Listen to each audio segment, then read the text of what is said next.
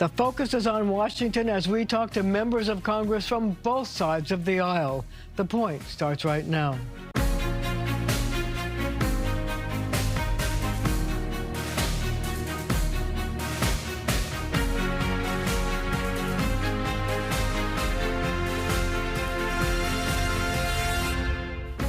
There is a lot going on in Washington on the foreign policy front. There's Greenland, Venezuela, revolution in Iran.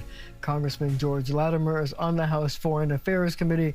But because on Friday the president threatened tariffs against people, countries that won't go along with Greenland, I'd like to start with what's going on and how the president wants to take control of Greenland. Your reaction to that?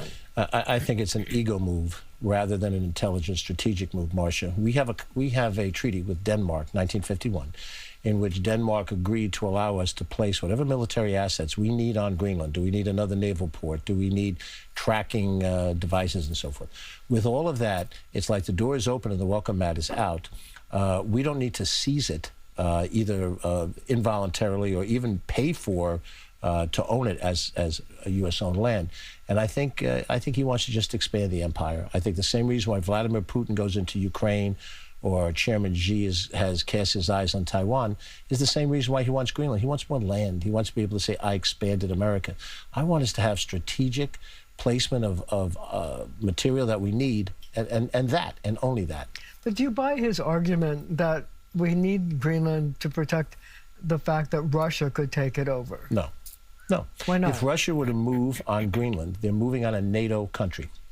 We have an agreement with NATO and all the other countries, which includes England and France and so forth, that any action by Russia against NATO member will get a response from all the NATO members. So if Russia were to make move one on Greenland, then the United States would be responding immediately. No different than if we owned it. Same thing.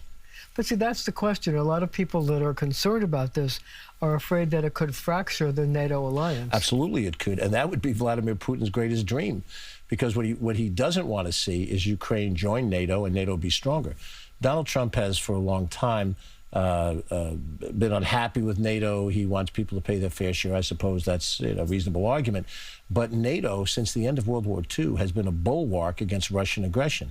But if it was smart for Dwight Eisenhower, Richard Nixon, Ronald Reagan, and George H.W. Bush, why isn't it smart for Donald Trump? His party, as well as my party, have understood the value of NATO in helping American interests. And now we want to potentially destroy American interests? We want to attack sovereign land of Denmark? That's insane. Well, let me ask you this. There is an ulterior motive that some people look at, and that is the rare earth minerals that are in Greenland. Mm-hmm. And the president has expressed an interest in obtaining some mineral rights. And so I'm asking, do you think this is about the economy, or is it about defense of America? Well, it's not about the economy. I think if, as he may have shown with oil in Venezuela, it may be about minerals as well as a strategic location, but the same thing applies as it would with military programs. You negotiate with the country of Denmark. You determine that we'd like to extract certain minerals, and you pay a price for it. But the bottom line is you could have access to those minerals, but you just have to do it cooperatively. You can't demand it. And I think he believes now that the U.S. military, which is the strongest in the world, the finest, most bravest men and women in the world, are his play toy, that he can start to move around. He threatens Colombia, Mexico. This is not what America is. Well, you know, there's sort of an interesting thing that's happening, because also on Friday we learned that not only Denmark, but other NATO countries like Germany, France, England are moving troops into Greenland because of this threat. Right. What kind of a message does that send to the world that other NATO powers have to move their troops into Greenland to protect against the United States, who's a member of the NATO alliance? The message that it sends is America under this president has lost their mind. He stood up in front of the United Nations and insulted the other countries of the world. These are people that you want friendships with. We know that we're in a competition against China, a military, technology, influence competition. You need those other countries to be allies to you. And you don't gain their allyship by insulting them, but we did that.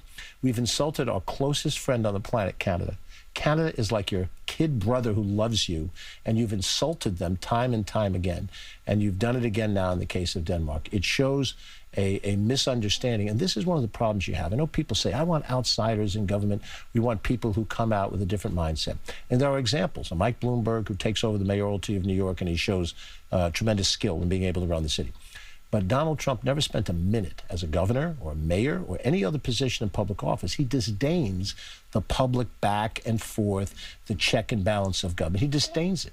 He had absolute power heading the Trump organization. He wants the same kind of power in Washington. How does this square, though, with many Republicans who believe in America first, that we should be focusing on America and not foreign interests all over the world? Doesn't that alienate them? It does, and you just saw Marjorie Taylor Greene make that point. No one was a more vociferous supporter of Donald Trump than Marjorie Taylor Greene. And when she left Congress in her farewell speech and in the things she said subsequently, she made that point that she didn't want foreign entanglements. If you go back to the George W. Bush administration, getting into Iraq, getting into Afghanistan, there were reasons to do certain things there, but not to be there for 20 years or as long as we were. And that was a reaction. And now we're doing the same thing, or potentially in Venezuela. But as I was going to just say, it's not just Greenland. There's Venezuela, and then there's the possibility of Iran. But let's talk about Venezuela. Should Congress have had a say in whether or not we went into Venezuela and arrested Maduro? Right. We should have had a say in it. At least certainly the leadership should have commented on it. But no one defends Maduro. Maduro's a bad guy. He's done bad things. But when the United States of America, not one president, decides that there's going to be regime change, and he does it on his own, that is a bad sign. Whether that's a constitutional act or not, I can't say, but those are the questions you have to ask. The real problem with Venezuela is, where do we go from here? We saw that we could not, once we took Saddam Hussein off of the throne in Iraq, we could manage the mess that came afterwards. We saw that in Afghanistan, we could, sort of take the Taliban out of power, but 20 years later, we couldn't subdue the country, and the Taliban came back. And the same thing is likely to happen in Venezuela right now. We have no plan. There's no understanding of how we go from here to there to a greater democracy. He never talked about democracy in his speech. He talked about oil. Well, I was going to talk about that. So is this another economic thing? Because he's talking about American companies getting their hands on what could be one of the largest oil reserves in the world. He made a point, and I've read his book, The Art of the Deal. He made a point about talking about transactions, and when you do these transactions and you negotiate from a position of greater strength, and the person that you're transacting with has to meet you on your terms. That does not reflect what a worldwide diplomacy requires. You have long-term interests, and your long-term interests are not served by you dealing with a short-term interest like, I get some benefit out of this transaction today and tomorrow. You leave behind a residual of negativity. If you believe, as I do, that we are in a worldwide competition for dominance in every sphere with China, we do ourselves damage in the long term. You could look back, I don't know that I'm going to be on the planet in 30 years, but 30 years from now, you'll look back on the Trump presidency and you'll say, that's when we alienated Western Europe. That's when we alienated Latin America. And so now we're in a position where we need their support in a battle with China, and it's not there. They trust us, and China know equally the same. So after Venezuela, is Cuba next? He's ruminated about Cuba, Mexico, Colombia. This is an example of a person who is just irresponsibly thinking out loud and trying to, sort of swagger and perhaps get some benefits by the threats that he makes. We need a sensible, stable foreign policy that highlights that what we're interested in is not the mineral deposits of Greenland or the oil of Venezuela, but we want a stable world. We want a world where the bad actors of the world, China, Russia, North Korea, Iran, are either neutralized or placed in a situation where they're not able to put their will on the free countries of the world. And we should support democracy around the world. Not an easy thing to do. That principle was in effect when Ronald Reagan, Republican, said, Mr. Gorbachev, tear down that wall. When Jack Kennedy stood in front of that wall and said, Ich bin ein Berliner, that was a consistent American policy. It's all different now under this president who decides that he can decide any morning who gets a tariff, who doesn't get a tariff. That's not American democracy. Is that a policy that's going to work? I think in the long run it does not. There may be some short-term benefits that he gets. And keep in mind, when you use tariffs as a political tool, not as a financial tool to level the playing field, you and I pay for the money. We go to the store and we buy something, the price of it's gone up because they've slapped a tariff on that product. Everybody knows that. And I think there's a political price to pay. Now, my Republican colleagues across the aisle, many of them are good people. We're going to have to leave it right there for now. But up next, Staten Island Congresswoman Nicole Malliotakis.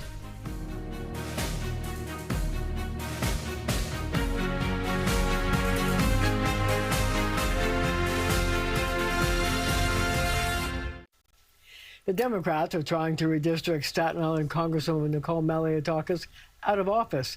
You can bet she's got some strong views about that. So, court hearing, they want to redistrict, they want to change your district so that you represent, now I want to make sure I get this right, Staten Island and the Lower East Side. How does that make sense? Well, it doesn't make sense, but this is the Democrats' latest attempt to try to redraw our map, to tilt the scales, so a Republican can never win this, not only this district, but ensure that a Republican could never be elected to represent our city in Washington again.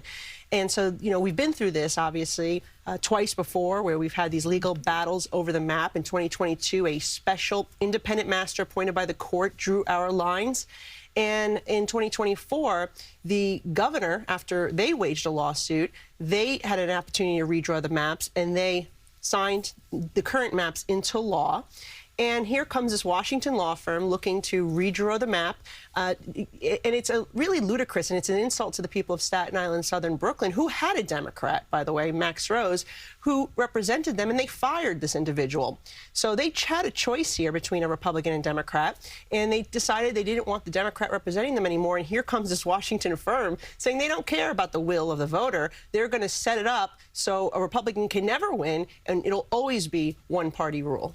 But see, they're trying to argue that this is important for the representation of Black and Latino voters. What do you say to that argument? Well, look, as a Latina myself, being I'm half Cuban, I think it's ludicrous. And the reason it's ludicrous is because their solution is not to add more Latinos or African Americans to the district. Their proposed map would actually add more white liberals in lower Manhattan to the district. So how can that hold up if there was a challenge? Well, that's the question we have, and we'll see what the judge decides to do. But I will say this, as the first Hispanic to represent this district in Washington, to now, for these guys to come in and claim that somehow it disenfranchises minorities simply because I'm a Republican Hispanic and not a Democrat, I think it's very insulting, and it certainly is offensive, not to me personally, but, you know, it's not about me, it's about the voters who had their day to vote, and they made their voices very clear, and here comes the Democrats trying to erase their voice. But this case was assigned to a judge, a Democratic judge who had worked as a counsel to Governor Kathy Hochul, who has made no secret of the fact that she wants your seat. So how is that going to stand up if he rules against you? Look, I think that if he just interprets the law, it's very clear that the map should stay the same. First of all, the law that they were claiming or citing in this lawsuit doesn't even apply to state legislative or congressional districts. That's number one. Number two, the fact that their remedy is to add more white liberals, not minorities, really shows that this is truly about just diluting the voice of the people.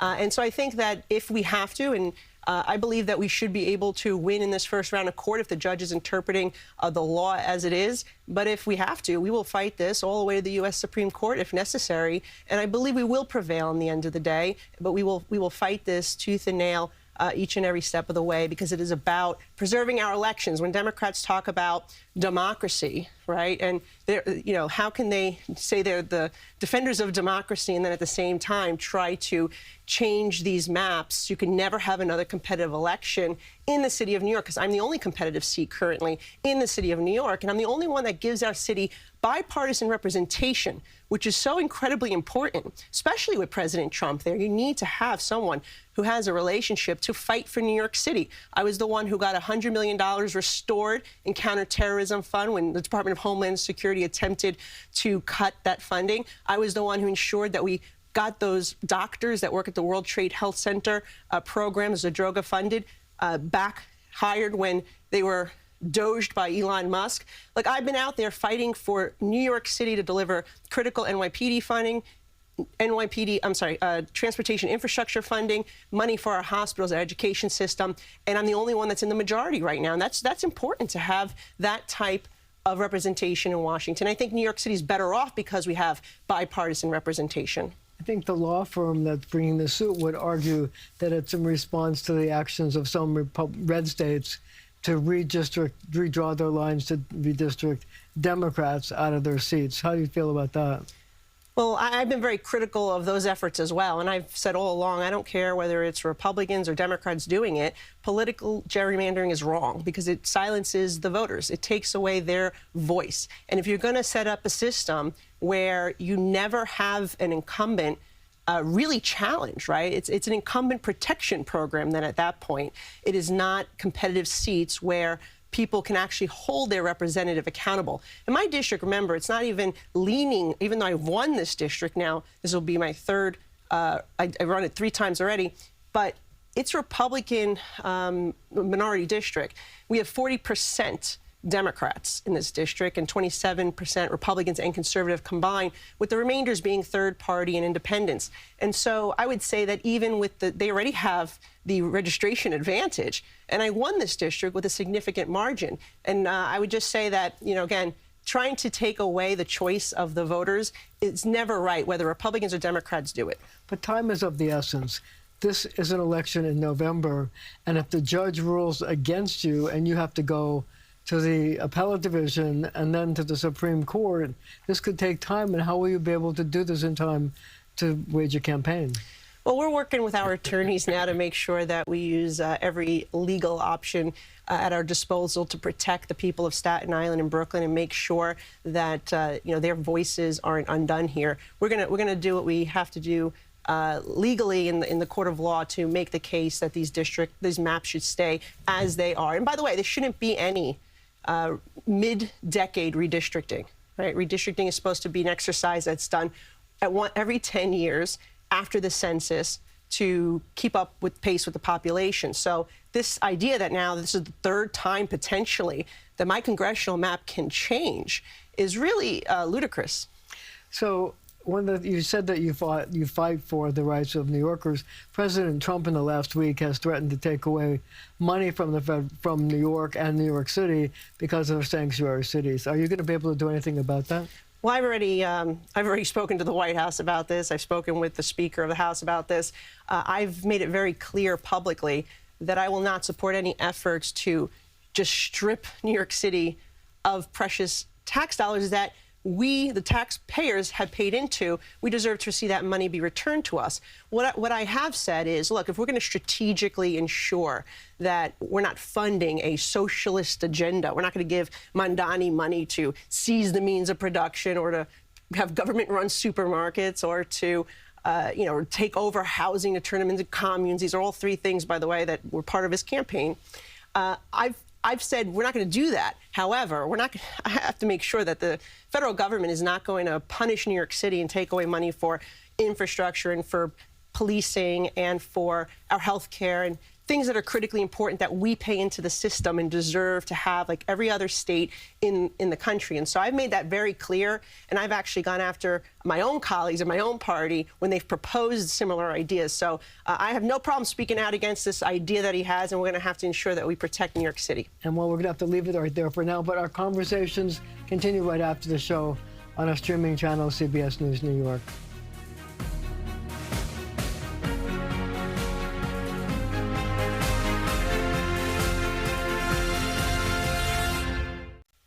Thank you for joining me. My father was no Emily Post, but he taught me to always try to do the right thing. He told my brother not to talk with his mouth full. Now, who taught you manners? New Yorkers are weighing in on your point. So who taught you manners? My parents. Must have been my mom. My mother. My parents? My parents. Well, my mom, my dad, school. Boy, that's a long story, but I'll have to go with my mom. Oh, I'd say my mom and also my elementary school teachers. What's something they told you always to do, manner-wise? To respect people. Respect others. Be kind to others, no matter what. Look people in the eye. To smile at other people, to maintain eye contact. When I'm asking for something, please can I have that? And after I get it, you say thank you. Say please and thank you. Kindness goes a long way. Eat with your mouth closed. Leave somewhere better than you found it. My mom taught me to write thank you notes, and that I think is Thank you notes. What a good idea. She always told me to use my fork properly. How do you use a fork properly? Well, you put it with the curved side down so Really? that it's eating with the convex side up, concave side up. Really? What's something they told you never to do? Never to do to kill people. To kill people? Yeah, or to disrespect people. Always told us not to disrespect your elders. Never chew with my mouth open. Don't put the elbow in the table. never be on your phone when someone's speaking to you, and never cuss or swear. You think manners should be taught in school? Or etiquette should be taught in school? I have to rephrase it. It should be reinforced at school. Yes, of course, I'm a teacher. So I think if you respect the other person next to you, you have to have manners. You have to know your surrounding. Well, I don't know if it should be taught in school, but I think it's lost a bit on the younger generation. Yeah, that's the problem right now. They don't have no respect and honor and nothing. Disrespect. Got to change that. I think they should. I think bad manners can prevent you from getting places that would otherwise be easily accessible to you. In school is a little iffy. I mean, math is more important than manners. I think it should come from people's family and the way they're raised. Absolutely. Why? A lot of these children don't have manners today. They don't say excuse me, they don't say thank you, they don't say please. I think that the world would be a better place if people were kinder and more respectful to each other.